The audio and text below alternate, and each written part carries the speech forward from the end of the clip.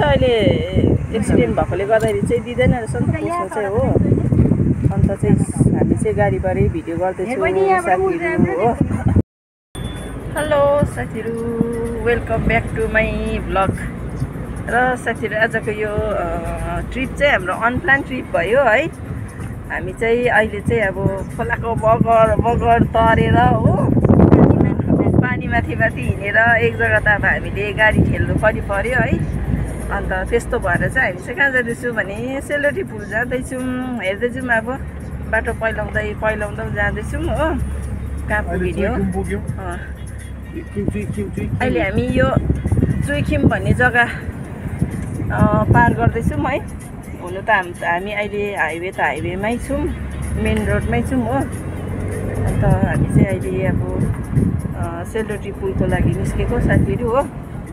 हेर्दै गर्नु होला, त्यहाँको भ्लग पनि म बनाउँदैछु है। यो भ्लग पनि म अपलोड गर्नेछु। हेरेर चाहिँ एकदम लाइक सेयर कमेन्ट गर्नु चाहिँ नबिर्सिनु होला साथीहरू। सबैजनालाई एकदमै वेलकम छ। यो पार गरेर जाँदैछ साथीहरू सेलरोटी पुलको लागि।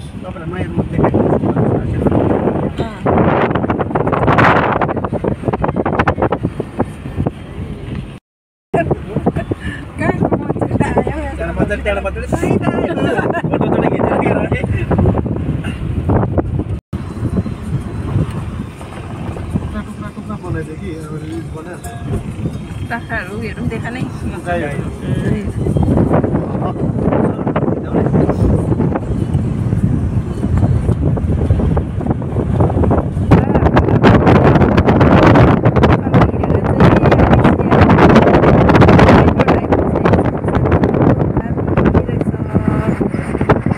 बाटो चाहिँ दामी रहेछ यो हाइवे चाहिँ। हामी चाहिँ साथीहरू है सेलरोटी पुलको नजिक आइपुगेको छौँ हो। यहाँनिर चाहिँ यसरी दोकानपाटहरू पनि राखेको रहेछ है। खानेकुरोहरू पाउँदो रहेछ होइन, सबै पाउँदो रहेछ साथीहरू। हामी चाहिँ अब यहाँनिर बसेर खाजा खाँदैछौँ हो। 3 बजिसकेको छ, भोक पनि लाग्यो है। पहिला चाहिँ हामी सेलरोटी खायौँ, सबैजना सेलरोटी खाइसक्यो हो। अन्त अब चाहिँ मोमो मगाइरहेको छु, साथीहरू मोमो खानु। उसको चाहिँ चिकन मोमो साथीहरू हो खाँदैछ। अब भोक सेलेक्ट भयो। अझ 2टा खानु तपाईँले खान्छु, खानु तपाईँहरू।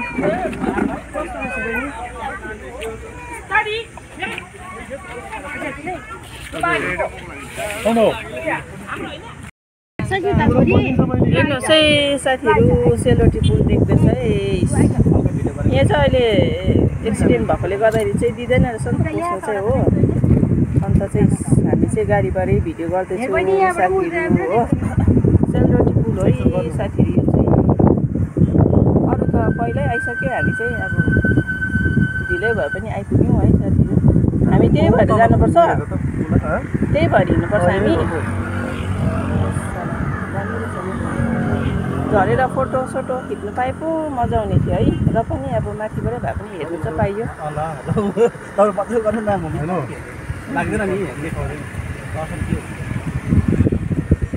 बनाउनु चाहिँ बनाएकै हो यस्तो। बाटो त लु है साथीहरू, हामी चाहिँ सेलरोटी पुलमा घुम्दैछु है। सेलरोटी पुलमा घुमै हुँदैछ है साथीहरू। हामी यो माथिबाट आएको हो।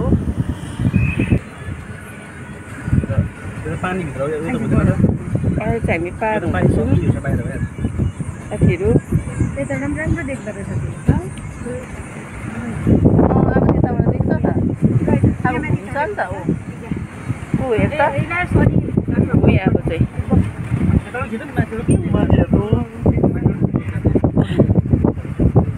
यहाँनिर झरेर फोटो खिच्नु पाएको चाहिँ अब मजा आउँथ्यो। त्यो चाहिँ अब अहिले छैन रहेछ साथीहरू हो।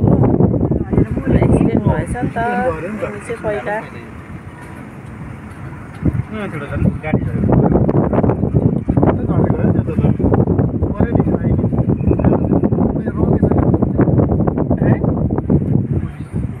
फोटो खिच्दै थियो नि त।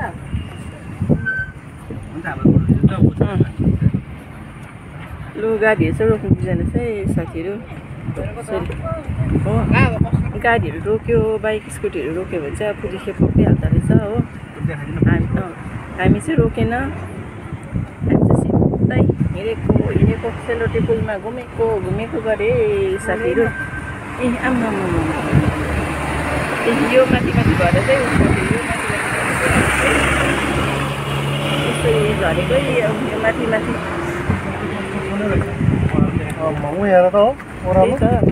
कति फन्को छ हौ सेलरोटी कति फन्को हुन्छ यहाँको सेलरोटी चाहिँ कति फन्को थियो नि त्यो पनि अब यो फोरलेनको बाटो घुमेको है यहाँ हेर्नुहोस् साथीहरू यहाँबाट पनि दामी भ्यूहरू देख्दो रहेछ हो दामी भ्यूहरू देख्दो रहेछ साथीहरू हो आज चाहिँ हामी आइपुग्यौँ जे होस् यो चाहिँ अब अनप्लान उयो हो हाम्रो ट्रिप भयो अनप्लान ट्रिप भयो साथीहरू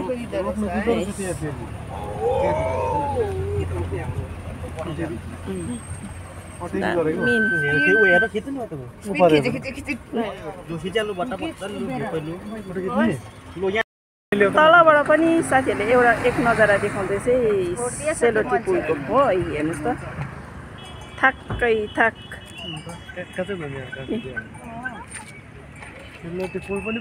साथीहरूलाई के कस्तो लाग्यो मेरो भिडियो हेरेर यसो कमेन्ट चाहिँ गर्नुहोस् है ल अब भने चाहिँ हामी कहाँ पऱ्यो बाख्राकोट आइपुग्यौँ है बाख्राकोटको हाइवे आइपुग्यौँ र साथीहरू हामी चाहिँ अब बाघपुलतर्फ लाग्दैछौँ है यो चाहिँ मधेस खण्ड यहाँनिर आएर चाहिँ एकदमै गरम भयो अघिसम्म त कस्तो शीतल थियो हो